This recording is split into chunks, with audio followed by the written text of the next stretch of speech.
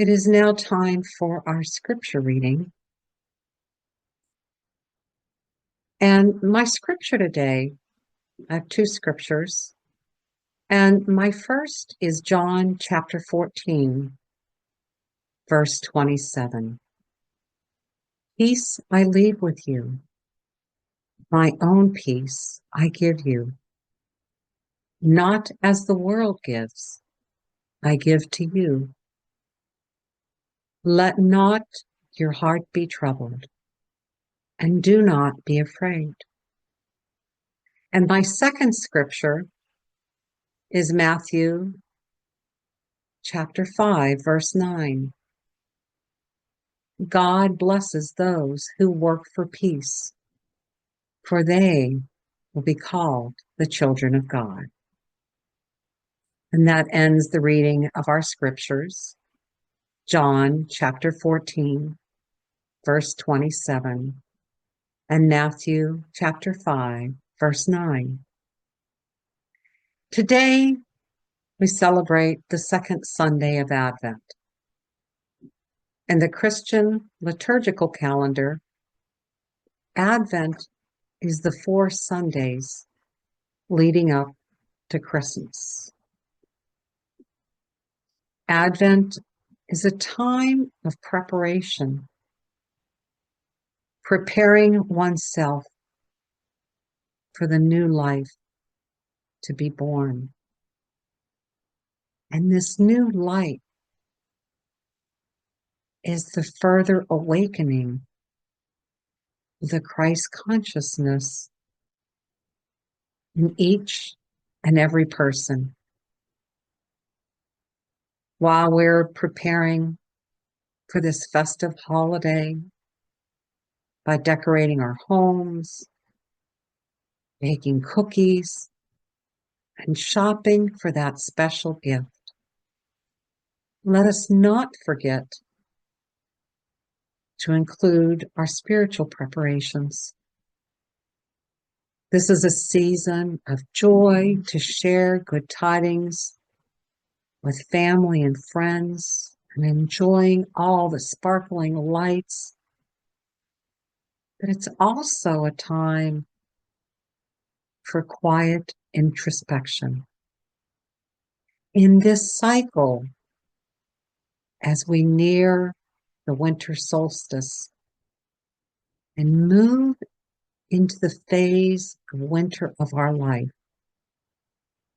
we begin to burrow in the solitude and the peace of our soul, where this new life is beginning to percolate within us. This second Sunday of Advent symbolizes peace. Often when we think of peace, what comes to mind is worldly peace. During our Sunday service, we periodically sing the hymn, "Let there be peace on earth." And one of the verses says, "Let there be peace on earth, and let it begin with me." But I'm going to back up for a moment. For peace to begin with us, and for us to give our peace to the world, we must first have peace and know peace. How can we give peace if we don't know peace? And therein lies one of the foundational blocks for our awakening during Advent. Experiencing and living in a state of peace. In the solitude of our meditation, we experience and we feel the peace of God from the core of our being, this deep, profound peace And once we experience and know this peace, it is important that we maintain it regardless of what is going on in the world and around us. To fully awaken our Christ consciousness, we must be at peace. Because when we are, we can hear. We can hear the whispers of divine guidance. And we can better align ourselves with God.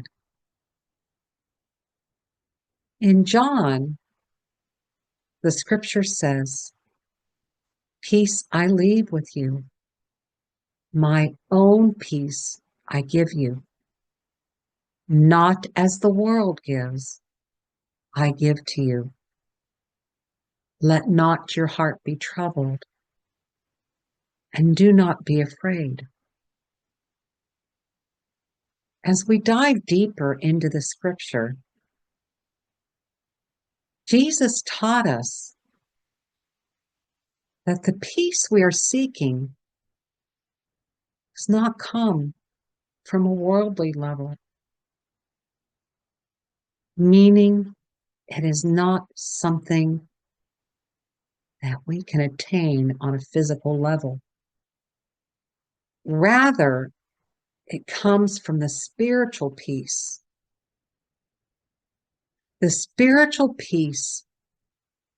that He has shared with us and given to us through the Christ consciousness in Him. The peace that we realize as we awaken the Christ in us. This is the everlasting peace that He gave to the world. During His ministry, Jesus taught us how to live on the spiritual path. He taught rightful living. One may ask, how do we find this peace that He speaks of? Peace is not something that can be given to us, wrapped in this pretty shiny box with a bow on top and put under the Christmas tree. And we can't buy it at Macy's or Target. And we can't get same-day delivery from Costco or Amazon. Nope. Wish it was that easy. Well, it is that easy, actually, but it can't be bought. Peace is a state of consciousness. It is something we need to realize. Notice I use the word realize, that we realize for ourselves. It is how we live. It is how we think. And it is how we see the world. We create our own peace. And once we do, we want to be mindful not to allow anyone, anything to take this peace from us. For when we are at peace, our mind and our body are fully relaxed. In this space, we can experience the world through a different lens. With everything going on in the world, I recognize this may seem a bit of a challenge.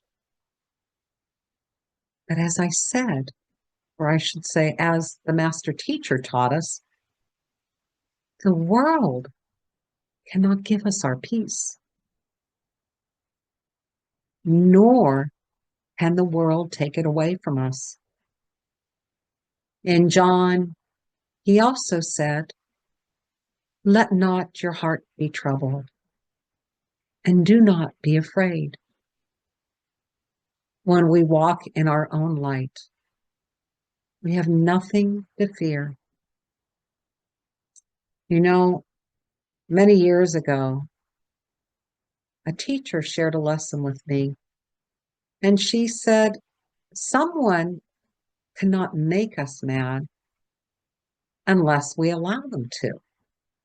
And at first I thought, what is she talking about? This person, they really made me mad. Then I thought about it, and I thought about it some more. And then the light went off, and I understood the lesson.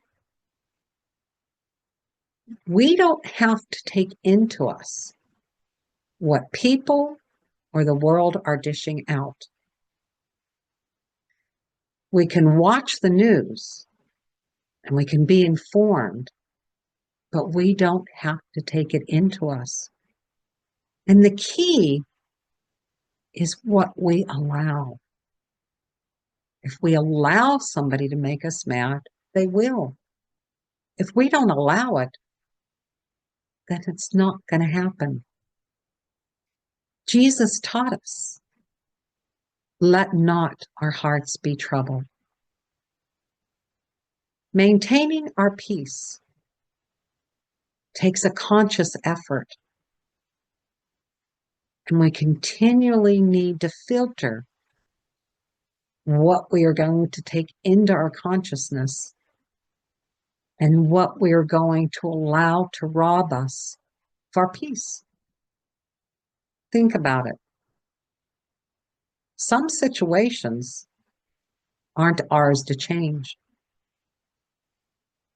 And in those cases, what do we gain by giving up our peace? Absolutely nothing. Because we can't change the situation. It's not ours to change. We only burden ourselves with something that doesn't belong to us. So we have to decide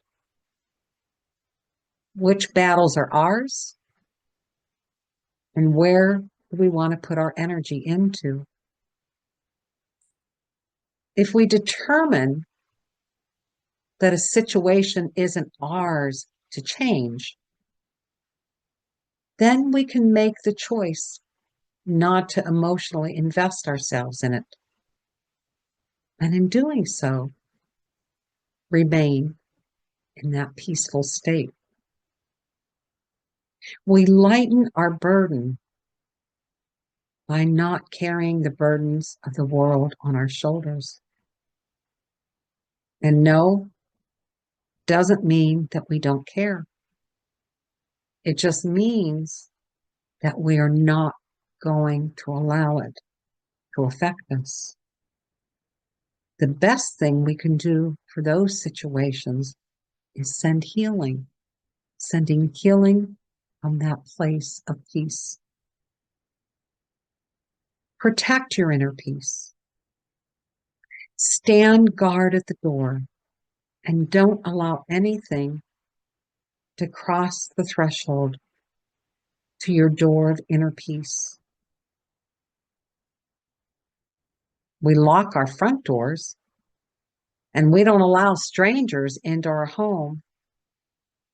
So why would we allow strangers or unwanted thoughts into our inner sanctuary?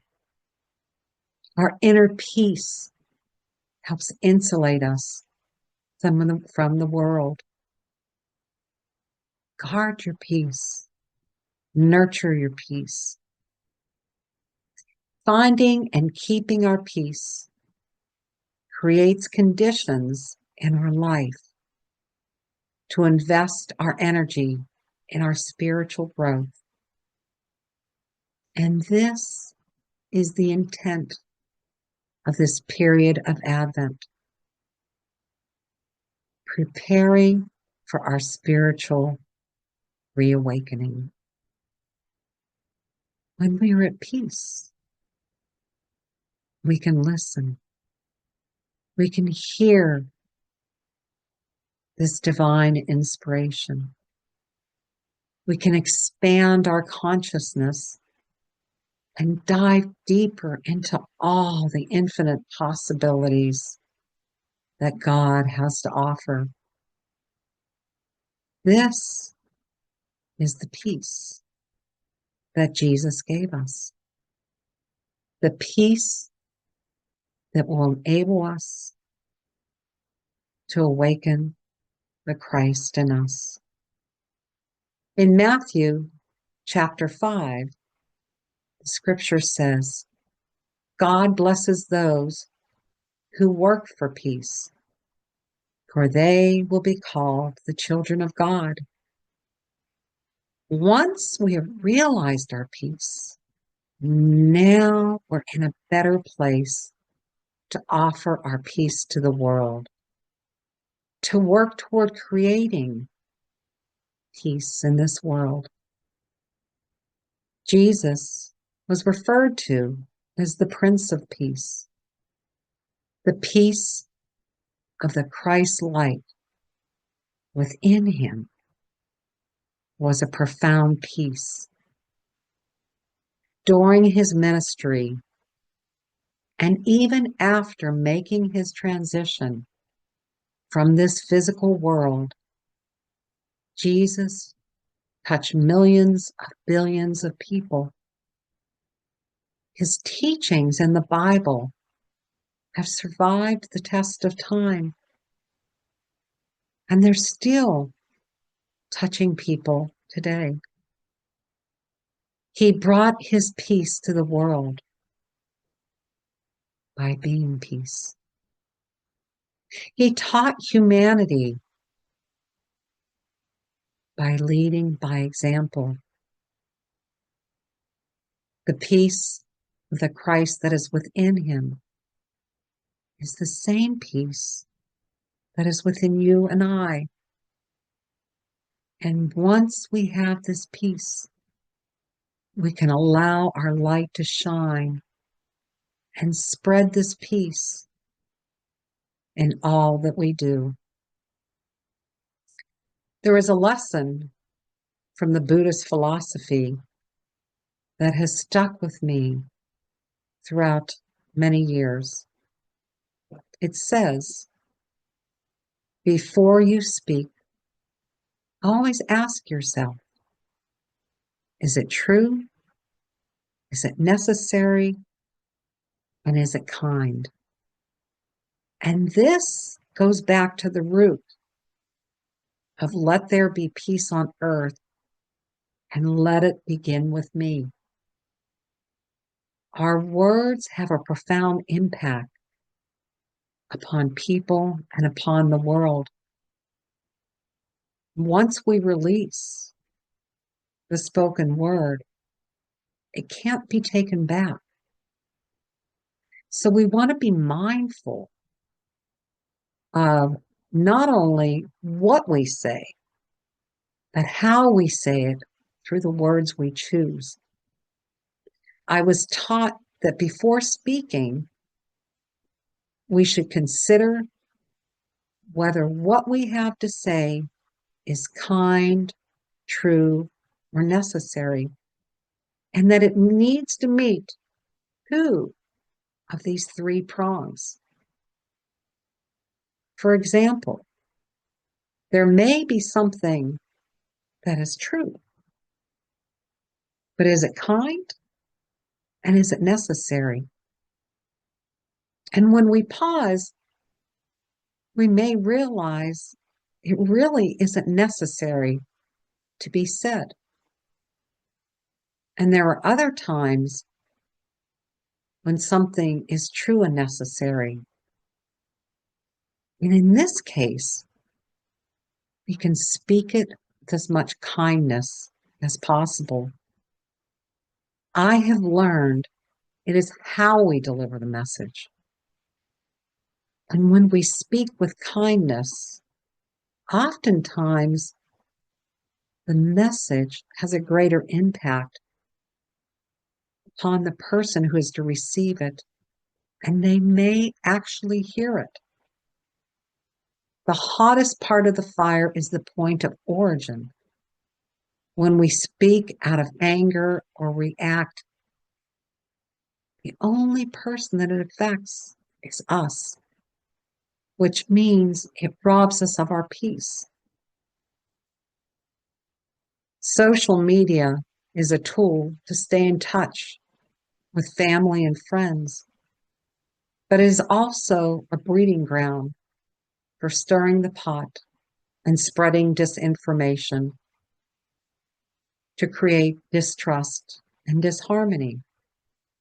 I can't tell you how many times there have been when I've read something on Facebook and I get all charged up and I want to chime in and offer my opinion. And then I stop. I stop myself. And I hit that pause button. And as much as I want to say what I really think, I ultimately decide there's no benefit. And when I stop myself, I can feel that energy. I can feel that peace come back to me. And then I move on.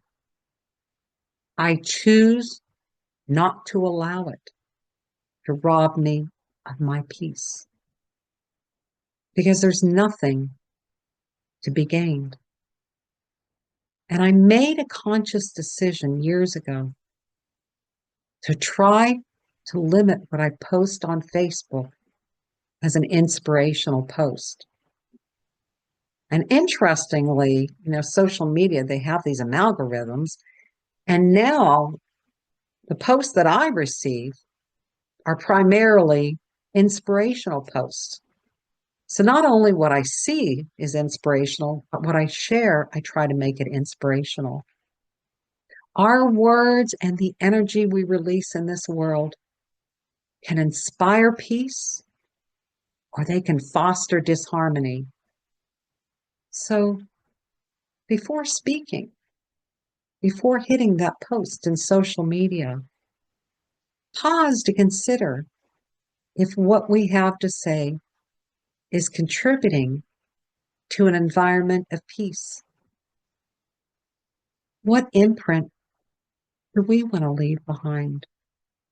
Do we want to be an ambassador of God, spreading peace through the world?